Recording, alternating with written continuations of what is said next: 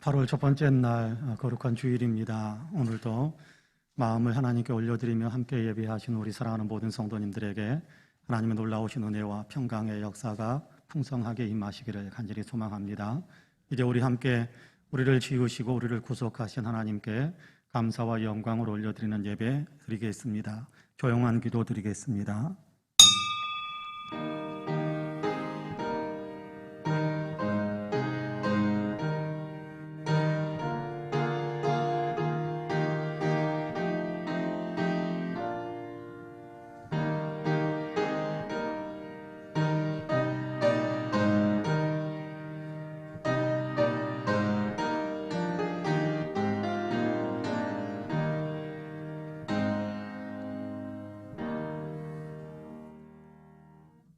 의인은 종려나무같이 번성하며 레바논의 백향목같이 성장하리로다. 이는 여호와의 집에 심겼으며 우리 하나님의 뜰 안에서 번성하리로다. 그는 늙어도 여전히 결실하며 진액이 풍족하고 빛이 청청하니 여호와의 정직하심과 나의 바위 되심과 그에게는 불의가 없음이 선포되리로다. 은혜로우신 하나님 감사합니다. 우리를 구속하시고 하나님의 백성이 되게 하시사 거룩한 주일 주님께 예배하는 자리에 서게 하시니 참으로 감사합니다. 주님의 전에 함께 섰고 있는 초소에서 마음으로 주님께 나아가며 함께 예배하는 자리에 섰습니다. 주님, 우리 한 사람 한 사람을 긍휼히 여기시고 은혜의 장중에 붙잡아 주시어서 예배를 받으시고 예배를 통해 주시는 놀라운 은혜로 충만하게 채워 주옵소서. 영혼의 새 힘을 주시고 세상을 이길 수 있는 권능으로 가득하게 하여 주시고 그리스도의 향기를 풍길 수 있는 강한 믿음의 사람으로 더 새로워질 수 있도록 복을 내려 주옵소서. 감사드리며 예수님의 이름으로 기도하옵나이다. 아멘. 함께 일어나셔서 찬송가 4장으로 우리 주님을 찬양하시겠습니다.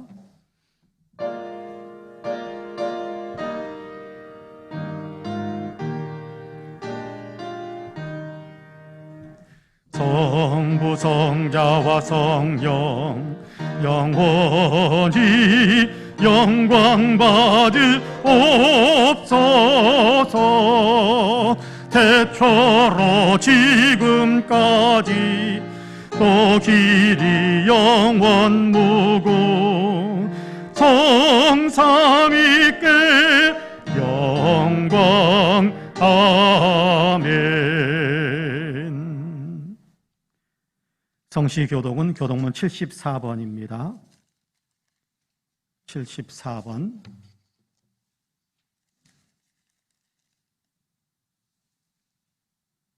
심령이 가난한 자는 복이 있나니 애통하는 자는 복이 있나니 온유한 자는 복이 있나니 의에 줄이고 목마른 자는 복이 있나니 긍휼히 여기는 자는 복이 있나니 마음이 청결한 자는 복이 있나니 화평하게 하는 자는 복이 있나니 의를 위하여 박해를 받은 자는 복이 있나니 나로 말미암아 너희를 욕하고 박해하고 거짓으로 너희를 거슬러 모든 악한 말을 할 때에는 너희에게 복이 있나니 기뻐하고 즐거워하라. 하늘에서 너희의 상이 큼이라. 너희 전에 있던 선지자들도 이같이 박해하였느니라. 아멘. 주보에 있는 고백과 간구의 기도를 함께 드리겠습니다. 함께 기도합니다. 사랑과 은혜가 풍성하신 하나님, 무더위 가운데에서도 저희를 건강하게 지켜주심을 감사합니다. 코로나로 인한 불편함 가운데에서도 마음의 평화를 누릴 수 있게 해주심을 감사드립니다. 강력한 죄의 유혹이 밀려올 때 도피처가 되어주셔서 감사합니다. 주님 안에 들어가면 승리할 수 있는데 그럼에도 저희는 주님 안으로 항상 피하는 것은 아니었습니다. 유혹에 끌려 주님의 뜻을 저버리면서 살았습니다. 사랑이 아닌 미움과 무관심으로 살았고 공의가 아닌 불의와 타협의 삶을 살았습니다. 주님을 생각하며 기도와 말씀을 가까이 하는 경건 생활과는 거리를 두고 살았습니다. 무엇을 먹을까, 무엇을 마실까, 무엇을 입을까에 생각을 집중하느라 하나님의 나라와 뜻을 추구하지 않았습니다. 오 주님, 긍휼히 여겨 주시옵소서. 저희를 용서하여 주시옵소서. 아멘. 개인의 고백과 간구를 하나님께 드립니다.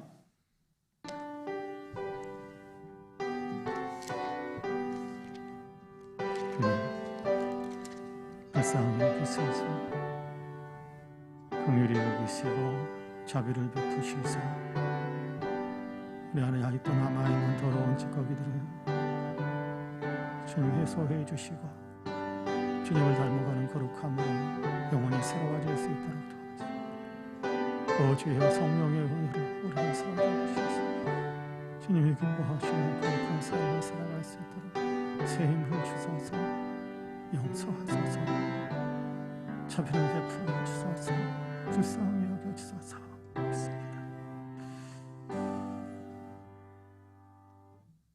만일 우리가 우리 죄를 자백하면 그는 미쁘시고 의로우사 우리 죄를 사하시며 우리를 모든 불의에서 깨끗하게 하실 것이요 라는 말씀에 의지하여 하나님께서 자백하는 우리 모두의 죄를 그리스도 예수 안에서 다 용서하셨음을 주님의 이름으로 선포합니다. 아멘. 신앙 고백하시겠습니다. 전능하사 천지를 만드신 하나님 아버지를 내가 믿사오며 그 외아들 우리 주 예수 그리스도를 믿사오니 이는 성령으로 잉태하사 동정녀 마리아에게 나시고 본디오 빌라도에게 고난을 받으사 십자가에 못 박혀 죽으시고 장사한 지 사흘 만에 죽은 자 가운데에서 다시 살아나시며 하늘에 오르사 전능하신 하나님 우편에 앉아 계시다가 저리로서 산 자와 죽은 자를 심판하러 오시리라. 성령을 믿사오며 거룩한 공예와 성도가 서로 교통하는 것과 죄를 사하여 주시는 것과 몸이 다시 사는 것과 영원히 사는 것을 믿사옵나이다. 아멘. 다 함께 자리에 앉으셔서 찬송가 391장으로 우리 주님을 찬양하시겠습니다.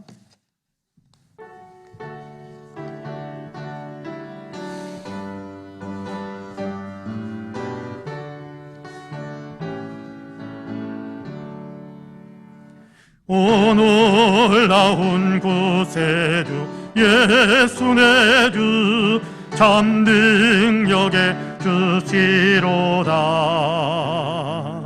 큰 바위 밑 안전한 그곳으로 내 영혼을 숨기시네.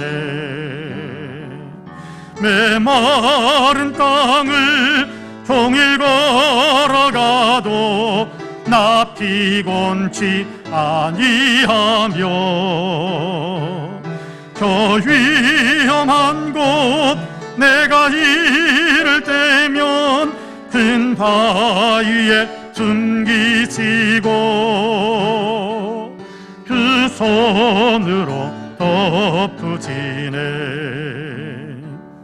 오 놀라운 구세주 예수 내 주 내 모든 짐 벗기시네.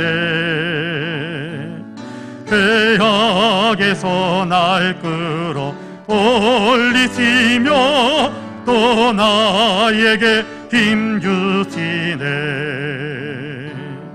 메마른 땅을 종일 걸어가도 나 피곤치 아니하며 저 위험한 곳 내가 이를 때면 큰 바위에 숨기시고 그 손으로 덮으시네. 증량 못할 은혜로 채우시며 늘 성령에 감화주사 큰 기쁨 중 주님을 찬양토록 내 믿음을 도우시네. 메마른 땅을 종일 걸어가도 나 피곤치 아니하며 저 위험한 곳 내가 이를 때면 큰 바위에 숨기시고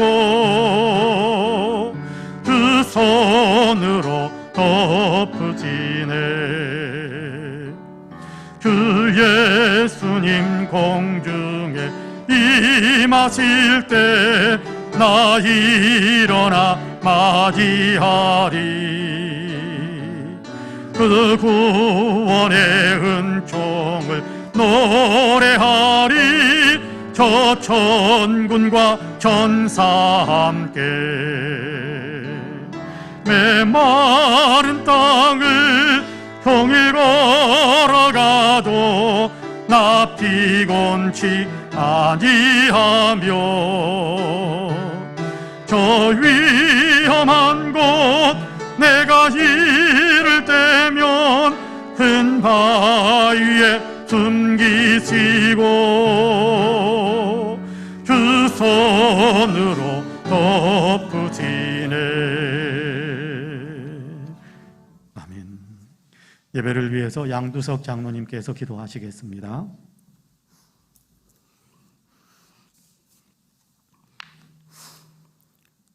사랑과 은혜가 풍성하신 하나님, 무더운 폭염 속에서도 저희를 지치지 않고 넘어지지 않도록 지키고 보호하여 주시고 오늘 거룩하고 복된 주일을 맞이하여 살아계신 하나님을 예배할 수 있도록 한량없는 은혜를 베풀어 주시니 감사를 드립니다.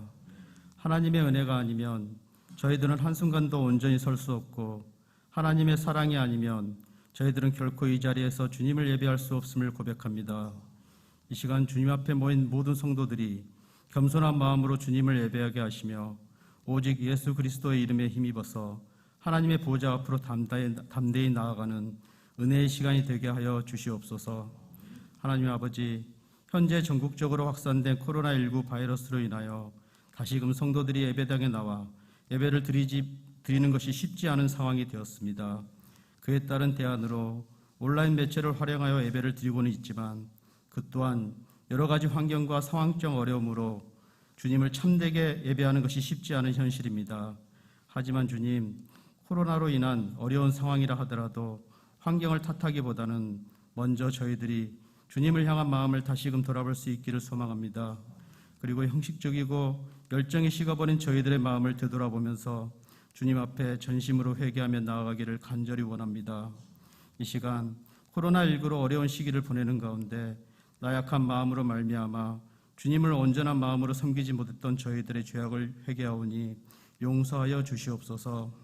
주님께서 이 땅에 세우신 교회를 사랑하는 마음을 저희들의 심령 속에 더욱 충만하게 부어주셔서 마음을 다하여 주님의 몸된 교회를 지켜나갈 수 있도록 인도하여 주시옵소서. 예배 가운데 주님을 향한 열정과 사랑이 다시 샘솟듯 일어나기를 간절히 원합니다.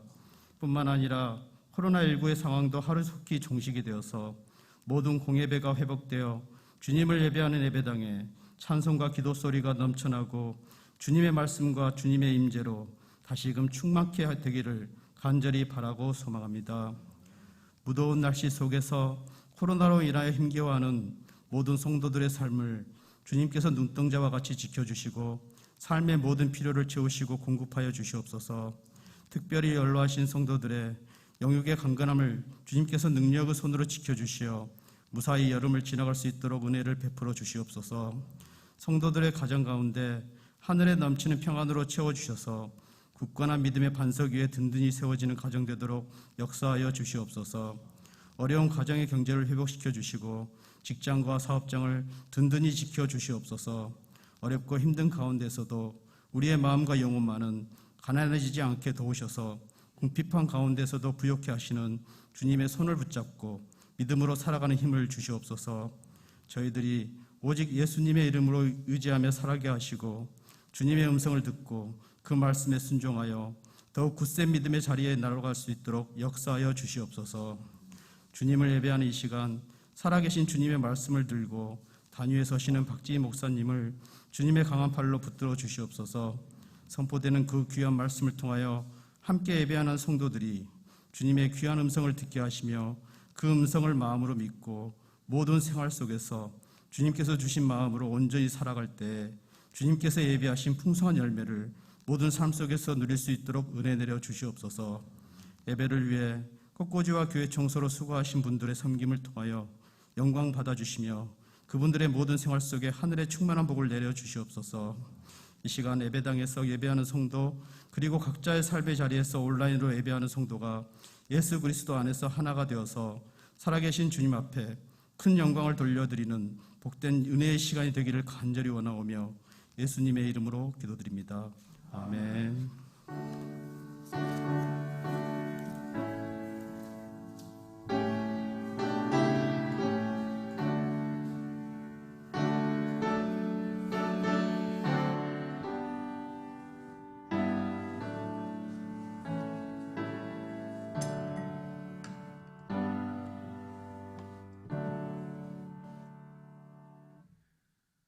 우리 함께 일어나셔서 예물을 봉헌하시겠습니다. 모든 것이 주께로부터 왔으니 이 예물을 주께 드리나이다.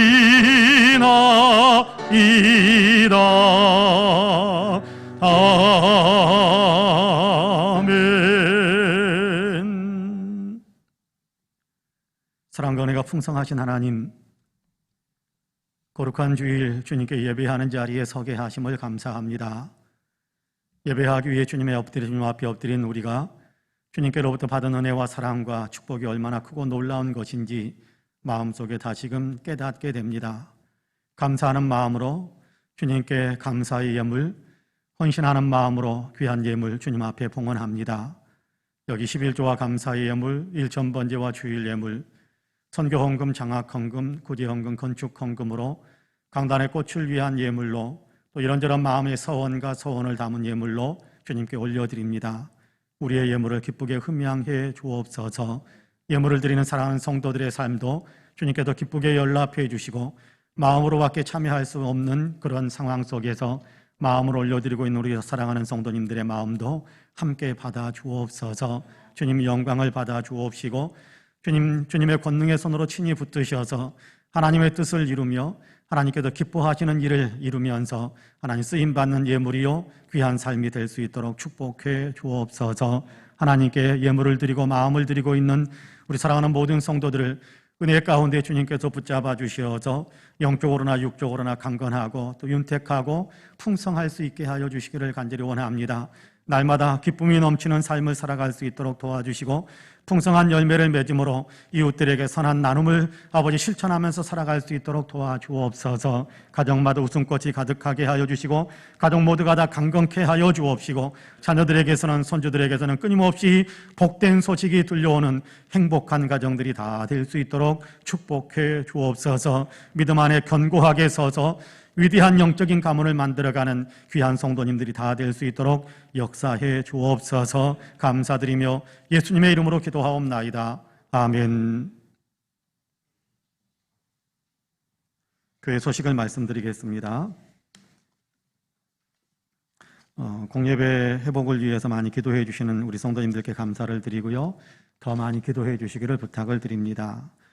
사회적 거리두기 4단계가 계속 유지되고 있어서 우리도 함께 모여서 예배드리는데 조심스럽고 또 우리가 이웃들의 건강과 안전을 위해서 비대면 예배를 드리고 있습니다. 그렇지만 이 예배에도 우리가 집중하고 하나님께 드리는 예배는 어느 곳에서 드리든지 간에 하나님 앞에 서는 예배다라는 사실을 생각하면서 더욱더 거룩한 또 경건한 예배를 드릴 수 있는 우리 모든 성도님들이 되시기를 원합니다. 성경 쓰기에 더욱더 힘을 내주시고 또 성경을 기록하면서 노트가 부족하신 분들은 사무실에 알려주시기를 바랍니다. 윤영민 목사는 이번 한 주간 동안 휴가를 갖겠습니다. 이상으로 교회 소식을 말씀드렸습니다. 이제 오늘 우리에게 준 하나님의 말씀을 봉독합니다. 신명기 6장입니다. 신명기 6장 4절에서 9절까지의 말씀입니다.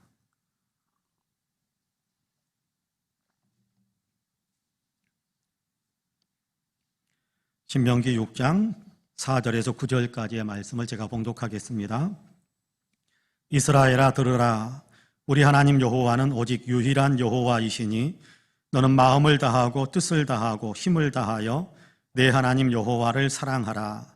오늘 내가 네게 명하는 이 말씀을 너는 마음에 새기고 내 자녀에게 부지런히 가르치며 집에 앉았을 때에든지 길을 갈 때에든지 누워있을 때에든지 일어날 때에든지 이 말씀을 강론할 것이며 너는 또 그것을 내 손목에 매어 기호를 삼으며 내 미간에 붙여 표로 삼고 또 내 집 문설주와 바깥문에 기록할지니라. 아멘. 이 말씀에 큰 은혜가 있기를 원합니다. 할렐루야. 우리 눈으로만 옆에 있는 분들과 인사 한번 할까요? 하나님이 당신을 참 사랑하십니다. 인사 한번 합시다. 예, 나도 당신을 사랑합니다. 예, 한 번 더 인사할까? 당신 참 괜찮은 사람입니다. 예.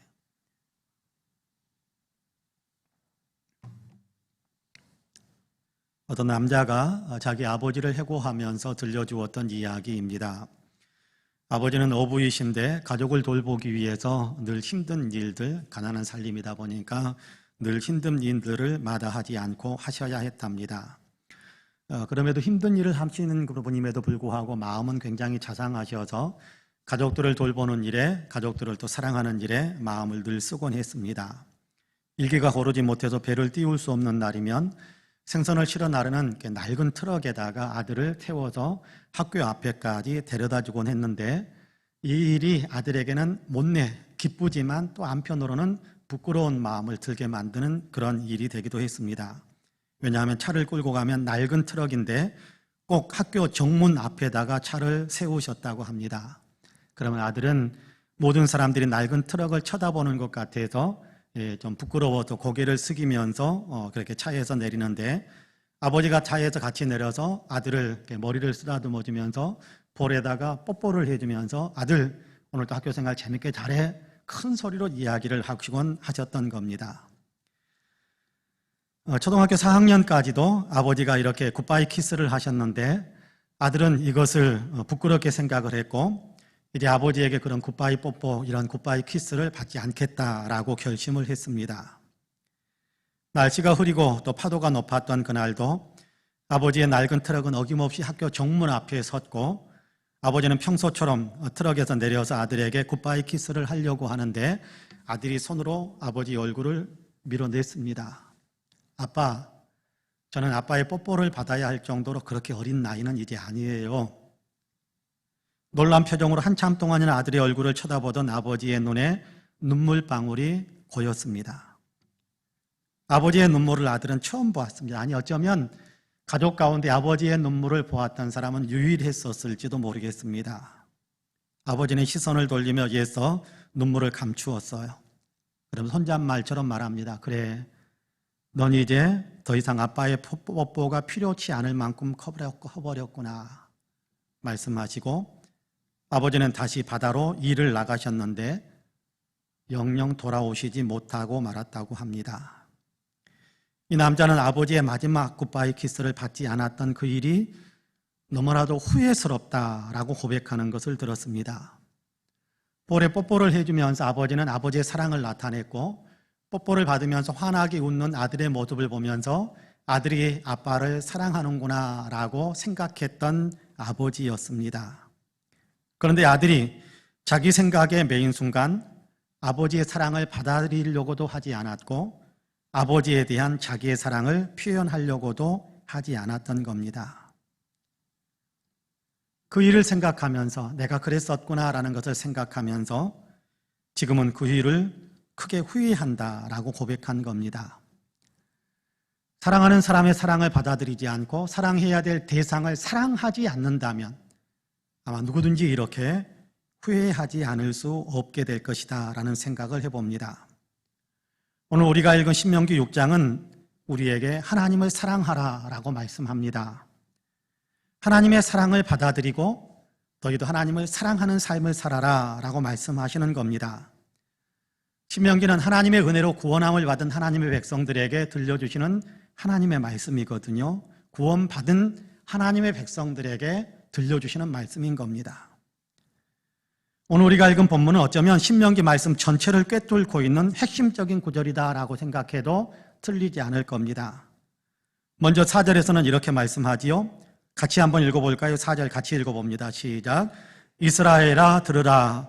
우리 하나님 여호와는 오직 유일한 여호와이시니. 할렐루야. 여기에 쇠마 이스라엘이라고 이야기하는 거거든요. 이스라엘아 들으라. 들으라라는 말이 먼저 나와 있어요. 쇠마 이스라엘 그렇게 되어 있는데 이스라엘아 들으라. 하나님께서 위대한 선포를 하시는 겁니다. 하나님은 어떤 분이신가라는 사실을 이야기 먼저 시작하고 하나님은 이런 분이니까 너희가 하나님을 사랑해야 된다라고 이야기하는 그 문맥인데요. 먼저 하나님이 어떤 분이신가라는 것을 먼저 이야기해 줍니다. 하나님은 어떤 분이시라고 하나요? 하나님은 우리 하나님이시다라는 사실을 먼저 선포합니다.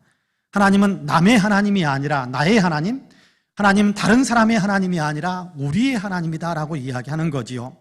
언약으로 하나님과 우리는 언약으로 묶여져 있는 운명 공동체처럼 하나로 묶여져 있는 어떤 그런 관계 속에 있는 그런 분이시다라는 사실을 이야기하는 겁니다. 동시에 하나님은 유일한 분이시다. 하나님은 유일한 하나님이다. 그렇게 이야기하고 있죠. 하나님은 유일한 참신이시다. 그 누구도 할 수 없는 일을 하신 분이다. 그렇게 이야기하는 겁니다. 하나님은 그 누구도 할 수 없는 창조의 일을 하셨고 그래서 우리를 창조하셨고 하나님은 그 누구도 할 수 없었던 우리를 구원하시는 놀라운 구원의 역사를 이루신 분이다. 은혜 베푸신 분이다 라는 사실을 선포하고 있는 겁니다. 나아가 유일한 하나님은 유일한 하나님이다 라는 어떤 그런 히브리 언어에 담겨져 있는 말씀을 가만히 묵상하면 하나님은 한 분이시다라고 번역할 수 있는 그런 어떤 여지가 좀 남아 있습니다. 이 말은 하나님은 앞과 뒤가 다른 분이 아니시다라는 거죠. 한결같은 분이다라는 의미인 겁니다. 변함없는 분, 성실하신 분, 절대적으로 신뢰할 수 있는 분, 하나님은 그런 분이시다라고 이야기하는 거예요. 우리 하나님은 이런 하나님이시다. 그러니까 하나님을 사랑하라라고 하는 겁니다. 우리 하나님이시요, 변함없는 하나님이시요, 한결같이 우리를 사랑하시는 하나님, 우리를 구원하신 하나님, 그런 하나님이시기 때문에 이 하나님을 우리가 사랑해야 된다라고 말씀하는 겁니다. 이제 본문을 조금 더 깊이 있게 묵상하면서 하나님을 사랑해야 되는데 어떻게 우리가 하나님을 사랑해야 될 것인가, 어떻게 하나님을 사랑할 수 있는가라는 것에 대해서 같이 배우려고 하는데요.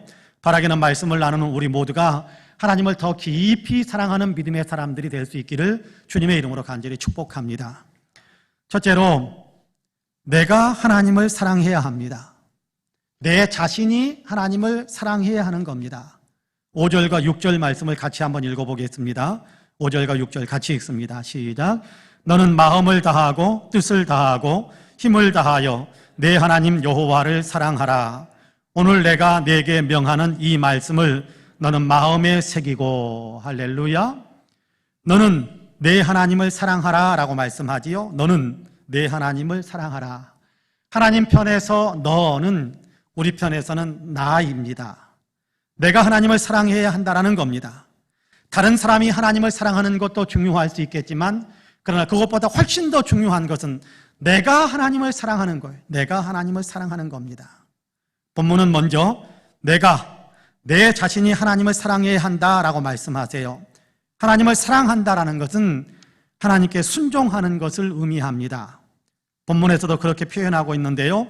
5절에서 여호와를 사랑하라라고 말씀하시면서 곧바로 6절에서는 오늘 내가 네게 명하는 이 말씀을 마음에 새기라 그렇게 말씀하고 있습니다. 하나님의 말씀을 마음에 새기고 이 말씀을 따라 살아가는 것이 하나님을 사랑하는 것이다 라고 이야기하는 겁니다. 5절에서 내 하나님을 사랑하라, 하나님을 사랑하는 것은 이 말씀을 네 마음에 새기고 그 말씀에 따라서 사는 것이다 라고 이야기하고 있습니다. 하나님의 말씀에 순종하는 것이 하나님을 사랑하는 것이다 라고 이야기하세요.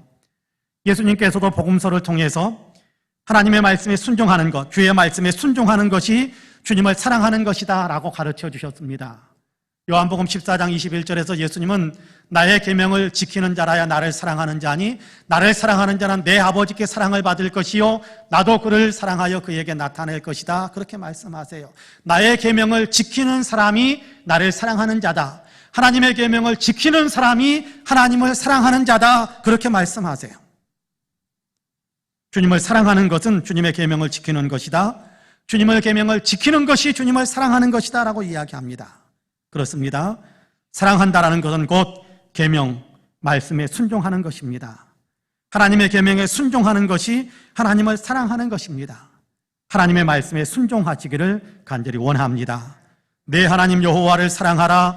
오늘 내가 내게 명하는 이 말씀을 너는 마음에 새기라 라고 하시는데요, 오늘 내가 내게 명하는 이 말씀을 십계명이다라는 사실을 우리는 기억하는 것이 중요합니다. 오늘 우리가 6장을 읽었습니다마는 6장은 5장과 이어지는 말씀입니다. 5장에는 무엇을 이야기하고 있느냐 하면 십계명을 선포하면서 십계명에 나타나 있는 이 계명을 6장에서는 지켜라, 그것이 하나님을 사랑하는 길이다 라고 이야기합니다. 이 십계명을 중심으로 5장에서 선포하는 십계명을 중심으로 한 하나님의 말씀을 지키라, 그것이 하나님을 사랑하는 길이다라고 이야기하는 거지요. 이 계명을 지키는 것이 하나님을 사랑하는 것이다. 여러분 십계명 아시지요? 십계명의 첫 번째 계명부터 10번째 계명까지 십계명이라고 그러는데, 그 가운데 오늘 우리는 먼저 1계명부터 4계명까지 우리 같이 한번 읽어보도록 하겠습니다. 첫째는 입니다. 첫째 같이 한번 읽을까요? 제1은 너는 나 외에 다른 신을 내게 두지 말라. 자막에 지금 띄우고 있습니다. 제2는 두 번째입니다. 제2는 너를 위하여 새긴 우상을 만들지 말라.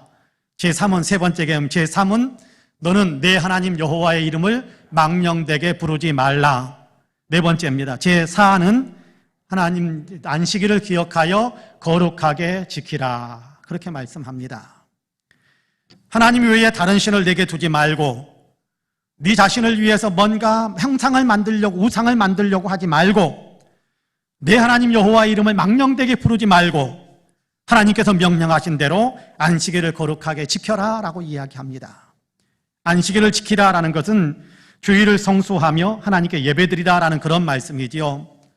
물론 지금 우리는 예배당에 함께 모이지 못하지만 그럼에도 온라인을 통해서 영상으로 함께 예배드릴 수 있습니다. 온라인 영상 예배로라도 거룩하게 예배를 드리는 것이 주님의 계명에 순종하는 것이지요. 예배드리는 것, 안식일, 주일을 거룩하게 예배하면서 하나님께 영광을 올려드리면서 그렇게 예배하는 것이 순종하는 것이고 하나님을 사랑하는 것입니다. 그러므로 예배드림으로 하나님의 사랑을 나타내시는, 내가 하나님을 사랑한다라는 사실을 나타내시는 우리 성도님들이 되시기를 축복합니다. 5절을 보면 하나님을 사랑하되 내 마음을 다하고 뜻을 다하고 힘을 다하여 내 하나님 여호와를 사랑하라 라고 말씀하십니다. 하나님을 사랑하는데 마음을 다하라 라고 말씀하지요. 마음을 다해서 사랑하라. 마음을 다한다라는 것은 하나님을 사랑하는데, 하나님을 사랑하는데 이것을 삶의 중심으로 삼으라라는 그런 얘기입니다. 우리가 생각할 때도 하나님 사랑을 생각하고, 선택할 때도 하나님을 사랑하는 마음으로 선택하고, 그리고 우리가 판단을 할 때도 하나님을 사랑하는 마음으로, 하나님을 사랑하는 그 기준으로 판단하는 것을 이야기합니다. 그러니까 하나님 사랑을 중심에 두고 생각하고 판단하고 선택하면서 사는 것이 마음을 다하여 하나님을 사랑하는 거예요.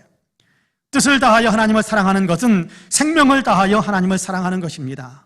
생명을 다하고 성품을 다하고 감정을 다하고 내 욕구의 모든 것까지 다 하나님을 사랑하는 것에 맞추는 그런 어떤 삶을 살라라는 것이 뜻을 다하여 하나님을 사랑하라라는 말씀입니다. 힘을 다한다라는 것은 내가 가진 모든 능력을 다해서 하나님을 사랑하는 거예요. 육체적인 에너지를 다 쏟아가면서 하나님을 사랑하고 내 재물과 내 소유와 내 재능까지 다 하나님을 사랑하는 데 사용하는 것, 이것이 힘을 다하여 하나님을 사랑하는 것입니다. 이렇게 마음을 다하고 뜻을 다하고 힘을 다하여 하나님을 사랑하라고 하십니다. 마음을 다하고 뜻을 다하고 힘을 다하여 하나님의 말씀에 순종하라라는 그런 의미이기도 합니다. 이렇게 하는 것이 하나님을 사랑하는 것입니다. 예전에 섬기던 교회에 정혜님 전도사님이 계셨고 함께 교회를 섬겼던 그런 시간들이 있었습니다. 정혜님 전도사님은 이렇게 소녀 시절에 가정에서 혼자 예수 믿기 시작해서 혼자 교회 나가기 시작했어요. 그러니까 부모님들이 곱게 보지 않으시겠죠. 지금은 뭐 8순이 넘으셨고 그러시니까 소녀 시절이면 그때는 예수 믿는 것이 가정에서 시골에서라도 자유스럽지가 않았습니다.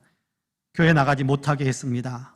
그래도 교회 나가니까 교회 나가지 못하게 막으려고 토요일 날 반일 같은 걸 다 끝내고 나면 토요일 날 집에 들어가면서 그렇게 이야기하는 거예요. 얘야, 내일은 이 부분 네가 일을 해놔야 된다. 그러면 주일날 교회 가지 말고 그 부분 일을 하라라는 겁니다. 그러면 같이 집에 가서 저녁을 먹고 그리고 부모님들이 잠자리에 들면 혼자 나와서 밭에서 한밤중에 밭일을 하는 거예요. 교회 가기 위해서 다음날.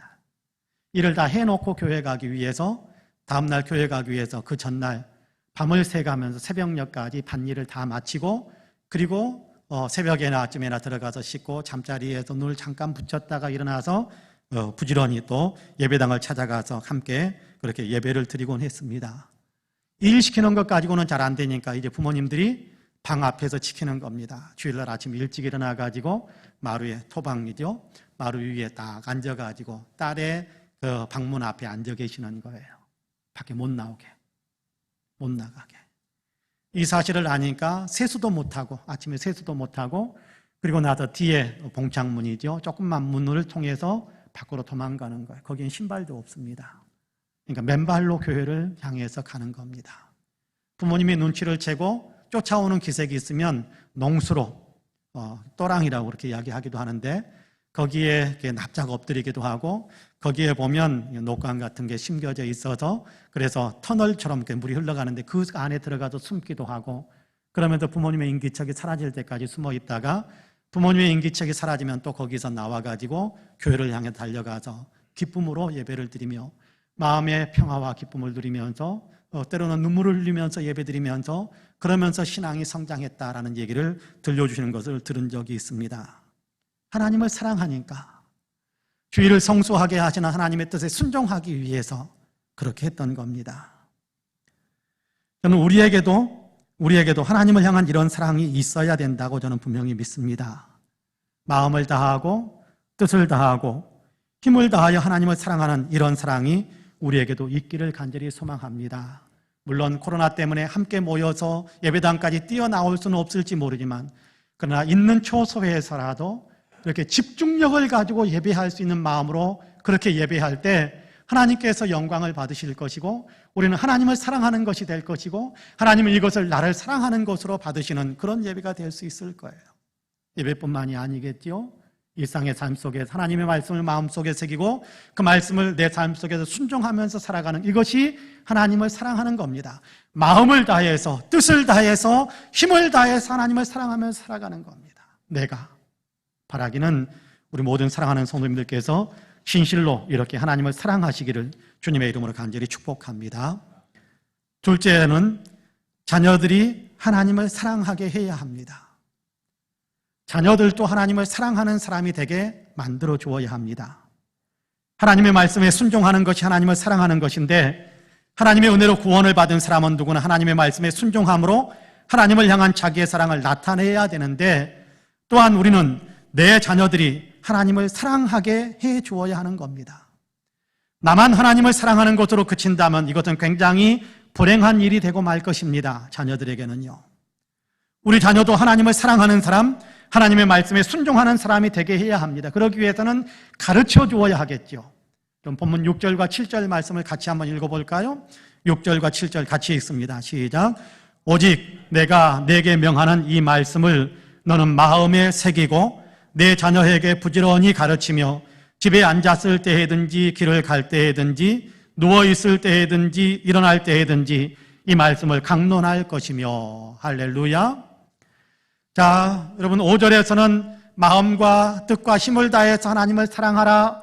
그 사랑하는 것은 6절에서 하나님의 말씀을 마음에 새기는 것이다 라고 이야기하고 그렇게 하나님을 사랑하는 것은 7절에서는 자녀에게 부지런히 하나님의 말씀을 가르치는 것이다 라고 이야기합니다.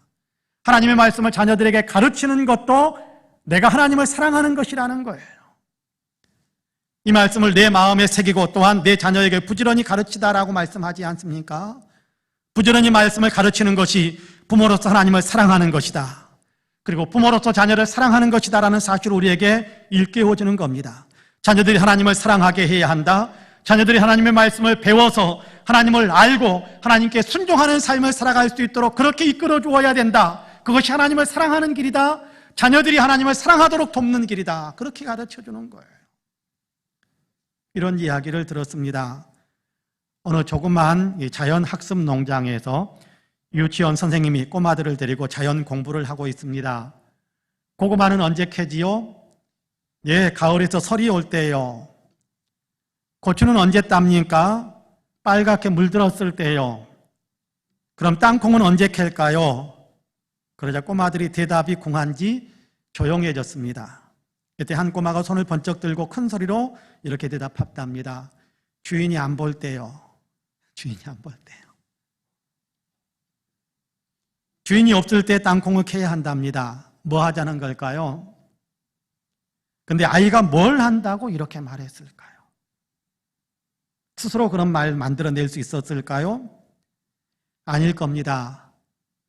어른들이 하는 대화를 들었기 때문에, 어른들이 하는 행실을 봤기 때문에 그렇게 한 건가 보다 라면서 아이는 배웠을 겁니다. 그것이 옳은 일인지 잘못된 일인지 판단도 하지 못하면서 그것을 자기의 것으로 습득시켜버린 겁니다. 그런가 하면 종종 성도님들의 핸드폰에서 아이들 동영상을 볼 때가 있습니다. 보여주면 그냥 보는데 서너 살, 네댓 살 다는 아이가 율동을 하면서 찬송을 부르는 모습을 보기도 합니다. 앙증맞게 찬송하는 모습이 얼마나 예쁜지 모릅니다. 두 손을 모으고 기도하는 아이들의 모습도 보게 됩니다. 그때 보면 아이들은 두 손을 보면 두 손을 모으고 한쪽 눈에 실눈을 가만히 뜨고 이렇게 기도하잖아요. 하나님 아버지 그러면서 그렇게 기도하는데 그 모습도 귀여워 보입니다. 그런가 하면 성경 말씀을 암송하는 모습을 보기도 합니다. 하나님이 세상을 이처럼 사랑하사 라면서 암송하는 그런 모습을 보면 그 한마디 한마디 하는 내용들이 괜히 제 마음에 다가오는 것 같고 더 흐뭇하게 느껴지기도 합니다. 그런데요, 이 아이들은 어떻게 그렇게 할 수 있었을까요? 타고난 것일까요? 타고나서 찬송하고 기도하고 성경 암송할 수 있는 아이는 없습니다. 스스로 그렇게 배웠을까요? 아니요, 한글도 모르는 아이가 어떻게 한글을 보면서 성경을 암송하겠습니까? 어떻게 그렇게 된 것일까요? 부모님이 가르쳤기 때문일 것입니다. 들려주면서 따라하게 하고 들려주면서 배우게 하고 그래서 아이들은 그것을 습득한 걸 거예요. 그래서 자기의 것으로 삼고 그래서 하나님 아버지 기도하기도 하고 찬송을 하기도 하고 하나님이 세상을 이처럼 사랑하사 말씀을 암송하기도 했을 것입니다. 부모님이 가르쳐 주니까 하나님도 알게 되고 하나님의 말씀도 알게 되고 하나님을 사랑하는 사람으로 자라갈 수 있게 되는 것 아니겠습니까? 그래서 잠언 22장 6절에서는 이런 말씀을 우리에게 들려주기도 하죠. 잠언 22장 6절 여러분 같이 한번 영상에 나와 있는데요. 같이 한번 읽어볼까요? 시작. 마땅히 행할 길을 아이에게 가르치라. 그리하면 늙어도 그것을 떠나지 아니하리라. 할렐루야. 어렸을 때 배운 것이 평생 가는 겁니다. 어렸을 때 배운 말씀이 우리의 인생 속에 가장 깊이 새겨지는 겁니다. 이렇게 하나님의 말씀을 어렸을 때부터 배우고 하나님의 말씀을 어렸을 때부터 배우는 아이가 그 말씀 안에서 성장해 가게 되는 것이지요. 하나님께서 우리 가정에 자녀들을 주신 목적이 여기에 있다고 생각해요. 우리의 가정에 손주들을 보내주신 목적이 여기에 있다고 저는 생각을 합니다. 그들에게 믿는 우리가 믿음을 물려주어서 자녀들도 손주들도 하나님을 잘 믿는 사람이 되도록 이끌어주라고 우리의 가정에 자녀들을 보내주기도 하고 우리의 가정에 손주들을 보내주셨다라고 우리는 생각합니다. 저는 이것이 먼저 믿는 어른들에게 준 하나님의 사명이라고 생각해요. 그런데도 우리가 말씀을 가르치지 않는다면 우리는 하나님께 순종하지 않는 사람입니다. 하나님을 사랑하지 않는 사람이 되는 거지요. 우리가 말씀을 가르치지 않는다면 우리의 자녀와 손주들은 하나님의 말씀을 모르고 하나님도 모르고 그렇게 세상을 살아갈 수 있게 될 것입니다. 그런 사람이 하나님을 모르는 사람이 여러분 천국에 갈 수 있을까요? 주님은 우리의 자녀들이 우리의 손주들이 천국으로 들어가기를 원하십니다. 그래서 믿는 사람이 있는 우리 가정에 그들을 보내주신 겁니다. 늘 말씀을 가르쳐서 하나님을 사랑하는 사람으로 자라게 하라고 우리에게 보내주신 거지요. 하나님은 우리가 하나님을 사랑하기를 원하십니다. 똑같이 하나님은 우리의 자녀들, 우리의 손주들도 하나님을 사랑하는 사람이 되기를 원하십니다. 그래서 하나님이 순종하는 자에게 주시는 복을 누리면서 살게 되기를 원하시는 겁니다. 요즘은 코로나 때문에 아이들이 교회에 못 옵니다. 교회에 와야 하나님의 말씀을 받아 먹을 수 있을 텐데 하나님의 말씀을 듣지를 못하는 겁니다. 배우지를 못하는 겁니다. 그러면 어떻게 해야 될까요? 교회 못 나오니까 너는 그냥 예배도 필요 없고, 교회 못 나오니까 너는 그냥 성경 말씀도 들을 필요도 없고, 그렇게 그냥 내버려 둬야 되는 것일까요? 가정에서 말씀을 들려주어야 하지 않겠습니까? 코로나 시대에 가정이 얼마나 소중해졌는지 모릅니다. 영적으로 가정이 얼마나 소중해졌는지 모릅니다. 코로나 시대에 예배당도 나가지 못하니까 집에서 부모님들이, 집에서 할머니와 할아버지가 아이들을 붙잡고 예수님은 이런 분이시란다, 예수님은 이렇게 너를 사랑하신단다, 예수 믿는 다윗은 이렇게 믿음으로 승리했단다, 예수 믿는 솔로몬은, 하나님 믿는 솔로몬은 이렇게 지혜를 받았단다, 예수 믿는 사람 이렇게 승리하면서 산단다, 예수 믿어야 이렇게 천국에 갈 수 있단다라는 사실을 이야기해 주는 것이 중요합니다. 나의 사랑하는 책, 엄마의 앞에 앉아가지고 무릎에 앉아서 들려주었던 그 성경책, 어머님이 손을 짚어가면서 읽어주었던 그 성경책, 우리만 듣고 그렇게 끝나는 것이 아니라 우리도 자녀들에게, 손주들에게 손가락을 짚어가면서 읽어주면서 들려주면서 예수 믿는 사람으로 성장하도록 그렇게 돕는 것이 우리에게 맡겨진 사명이라는 겁니다. 우리만 하나님 사랑하는 것으로 그쳐지는 것이 아니라 자녀들도 하나님을 사랑하도록 그렇게 이끌어 주어야 한다는 거예요. 이것이 하나님을 사랑하는 길이요, 자녀들을 사랑하는 길이기도 할 것입니다. 바라기는 우리 성도님들께서는 자녀들이 하나님을 알 수 있도록, 하나님을 사랑할 수 있도록 하나님의 말씀을 들려주시기를 간절히 원합니다. 하나님의 말씀을 들려주어서 우리의 자녀들이, 우리의 손주들이 정말 하나님을 사랑하는 사람으로 살아갈 수 있도록 그들의 길을 이끌어 줄 수 있는 우리 모든 성도님들이 되시기를 주님의 이름으로 간절히 축복합니다. 마지막으로 이웃 사람들이 하나님을 사랑하게 해야 합니다. 하나님을 사랑하는 우리는 자녀들이 하나님을 사랑하게 해야 되고 우리의 이웃들도 하나님을 사랑하게 만들어 주어야 합니다. 어떻게 그럴 수 있을까요? 우리가 이웃들 앞에서 하나님의 말씀을 실천해 갈 때, 하나님의 말씀을 나타내 보여줄 때, 그럴 때 우리를 통해서 이웃 사람들이 하나님을 알게 되고 하나님을 사랑하는 사람으로 변화될 수 있습니다. 그래서 오늘 우리가 읽은 본문, 여러분 8절과 9절 말씀을 같이 한번 읽어보겠습니다. 8절과 9절 같이 읽습니다. 너는 또 그것을 내 손목에 매어 기호를 삼으며 내 미간에 붙여 표로 삼고 또 내 집 문설주와 바깥문에 기록할지니라. 할렐루야. 은혜를 받은 우리를 구원하신 하나님을 사랑하고 그 하나님께 순종하는 삶을 살아야 되겠지요. 나아가 우리의 자녀들이 이 구원의 주님이신 우리 주님을 사랑하면서 또 순종하면서 살 수 있도록 이끌어 주어야 되겠지요. 동시에 오늘 우리가 읽은 8절과 9절에서는 우리가 이웃들에게 하나님의 말씀을 실천하는 모습을 보여주어서 이웃들이 하나님을 알게 하고 하나님을 섬기는 사람이 될 수 있도록 이끌어 주어야 한다라고 이야기합니다.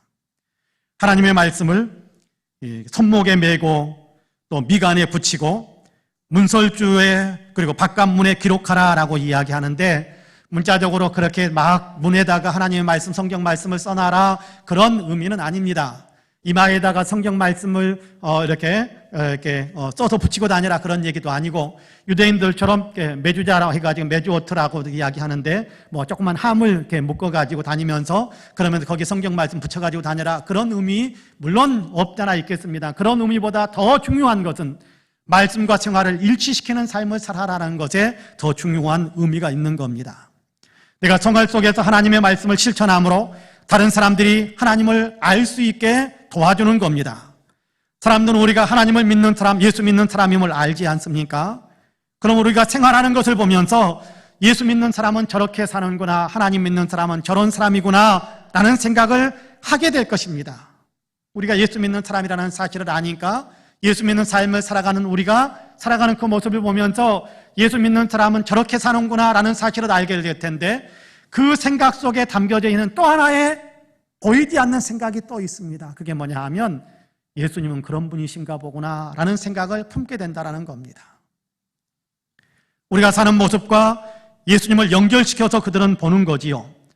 우리가 사랑하면 사람들은 예수님도 사랑이구나 라는 사실을 알게 되고, 우리가 싸우면서 살면 사람들은 예수도 그런 사람인가 보구나 그렇게 생각하게 된다는 겁니다.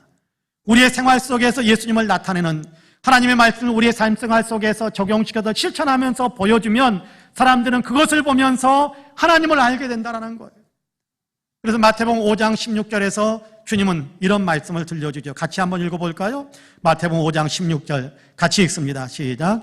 이같이 너희 빛이 사람 앞에 비치게 하여 그들로 너희 착한 행실을 보고 하늘에 계신 너희 아버지께 영광을 돌리게 하라. 할렐루야. 생활 속에서 말씀을 실천하라라는 겁니다. 그러면 우리가 생활 속에서 말씀을 실천하는 것은 사람들 앞에 굉장히 선한 행실이 되고 덕이 되고 유익이 될 텐데, 그것을 보면서 하나님 믿는 것은 이런 거구나, 하나님 믿는 사람은 저렇게 되는구나, 하나님은 저런 일을 만들어 가시는 분이구나 라는 사실을 알게 되어서 하나님께 영광을 올리게 되고 하나님을 사랑하는 사람으로 그들의 삶이 변화되어질 수 있게 된다는 겁니다. 지난주일에 박세록 장로님이 쓴 나는 오늘도 꿈을 꿉니다 라는 책의 한 부분을 이야기를 드렸었습니다. 그 책에 나오는 또 하나의 이야기를 더 들려드리고 싶습니다. 인도와 중국 그리고 북한 땅에서 의료 선교 활동에 헌신하는 장로님이신데 20여 년 전 몹시 추운 겨울날 크리스마스가 다가오고 있는 그때에 아주 낙후된 동네에 가서 의료 봉사를 하다가 정실이라는 이름을 가진 12살 소녀를 만났답니다. 소녀를 데리고 온 그 지역의 한 사역자가 정실이의 사정을 미리 귀뜸해 주었는데요. 지하방에서 살았었는데 함께 살던 어른들끼리 칼부림으로 이렇게 싸움을 하다가 아버지가 생명을 잃었습니다. 그 장면을 다 목격했어요. 그리고 지금은 보호자가 없으니까 그냥 사람들의 손에 끌려서 나쁜 곳으로 팔려가는 과정에 놓여 있었습니다. 그 얘기를 들으면서 장로님과 또 함께 이렇게 동역하고 있는 선교사들이 큰 충격을 받았습니다. 정실이는 굉장히 이렇게 위축되어 있었을 뿐만 아니라 굉장히 경직되어 있습니다. 잠깐 이렇게 선교 사역자의 손에 이렇게 이끌림을 받아서 의료 선교 활동을 하는 선교팀 앞에 왔는데 이렇게 말을 붙이려고 어린 소년이니까 살짝 몸에 손만 대어도 움찔거리고 깜짝깜짝 놀랄 정도로 굉장히 경직되어 있는 상태였다고 합니다. 함께 의료 봉사를 하고 있었던 12명의 팀원들이 정실이를 돕자라는 데 마음을 모았습니다. 그래서 각자 돌아갈 여비만 남긴 채 나머지 현금들을 다 모아서 팔려가는 그 아이를 구해냈습니다. 그리고 그 지역에 있는 전도사님에게, 여전도사님에게 아이를 좀 돌보아주고 공부도 시켜달라고 부탁하면서 맡겼습니다. 그리고 그 이후에 생활비, 그리고 계속해서 학비도 보내주었습니다. 7년여의 세월이 지났습니다. 아이가 19살이 되었을 때 장모님에게 편지 한 통을 보내왔답니다. 하늘 같은 원장 선생님이라는 말로 시작되어지는 편지 속에 이런저런 사연들이 기록이 되어져 있었는데, 그동안 할머니, 전도사님, 여전도사님을 할머니라고 정실이는 그렇게 부르고 있었는데, 할머니가 돌봐주셔서 학교도 잘 다녔고 학교도 이제 마쳤고 지금은 이제 간호사가 되기 위해서 간호사 공부를 시작했다고 합니다. 그러면서 간호사가 되면 원장님 병원에서 환자들을 돌보는 일에 동참하기를 원합니다 라고 썼더랍니다. 원장님의 의료 선교 병원에서 원장님을 도와 환자들도 돌보고 복음 전하는 일을 같이 하고 싶다라는 그런 사연이었습니다. 장로님은 이 편지를 읽으면서 마음에 깊은 감동을 받았다고 합니다.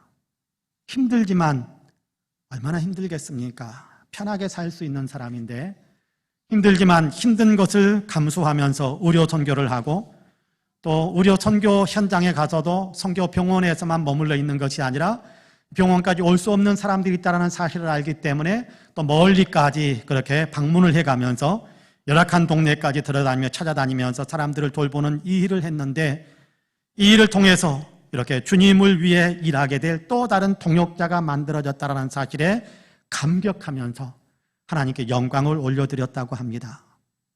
그렇습니다. 말씀에 순종했습니다. 하나님께서 복음을 전하라고 하니까 복음을 전했지요. 어려운 사람들을 위해 의료 선교를 하라고 하시니까 의료 선교사로 헌신을 했습니다. 하나님께서 사랑하라고 하시니까 사람들을 찾아다니면서 사랑했고, 어려운 상황에 놓인 소녀를 구해주라고 하니까 또 구해주었습니다. 이렇게 순종했더니 하나님께서 영광을 받으시고 또 정실이에게도 복음이 들어가서 복음을 위해 일하는 사람으로 거듭나는 역사가 있게 된 겁니다. 하나님이 하신 겁니다. 그런데 사람을 통해서 하셨습니다. 순종하는 사람, 말씀을 생활 속에서 실천하는 바로 그 사람을 통해서 하나님께서 이런 일을 이루신 겁니다. 하나님께 순종하는 그 사람을 통해서 옆에 있는 다른 사람들도 하나님을 사랑하는 사람으로 변화되게 만드는 그 일을 이루시더라는 겁니다. 하나님은 오늘 우리를 통해서도 이런 일을 이루고 싶어 하십니다. 우리가 생활 속에서 하나님의 말씀을 실천하면 하나님은 우리 이웃을 하나님을 사랑하는 사람으로 변화시켜 가시는 거예요. 코로나 때문에 우리가 대면적인 접촉을 하기는 점점 어렵습니다만은 그럼에도 불구하고 이웃을 위해서 우리가 하나님의 사랑을 보여줄 수 있는 삶은 얼마든지 행할 수 있다고 생각해요. 전화를 할 수도 있을 것이고 기도를 할 수도 있을 것이고 뭔가 자그마한 선물을 보내줄 수도 있을 것이고 그런 일들을 통해서 예수 믿는 누구는 참 사랑이 많아 그 사랑은 하나님께로부터 배운 것 같은데 하나님은 사랑이신가 보다 라면서 하나님을 알게 되는 그런 어떤 놀라운 마음의 변화의 역사들이 일어날 수 있다는 거예요.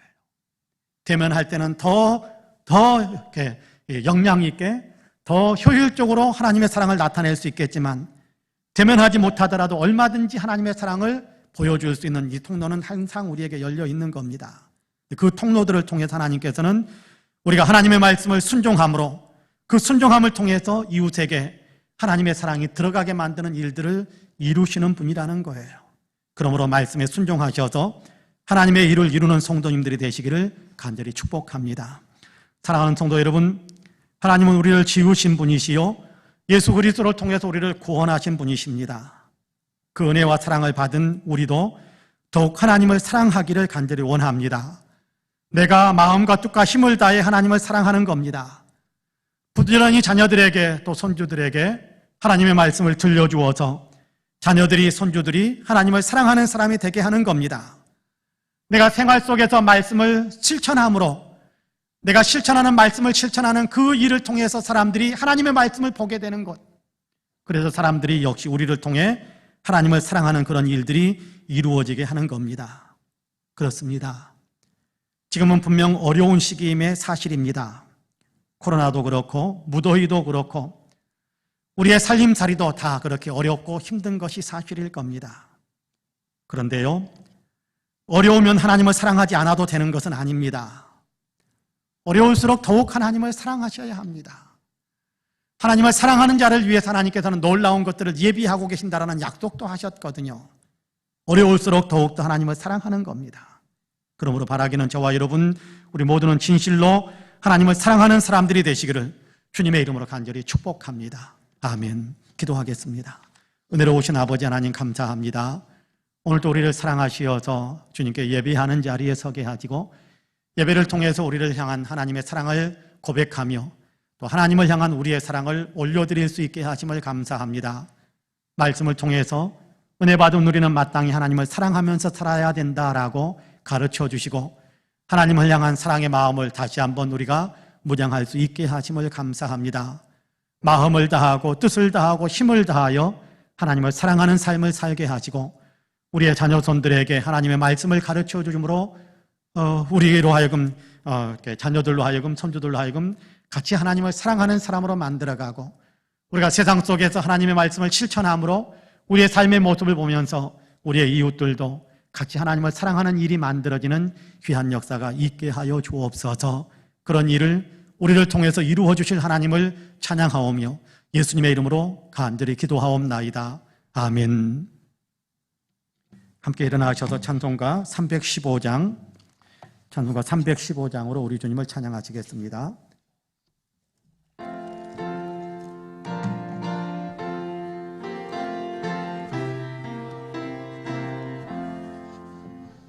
내 주 대신 주를 참 사랑하고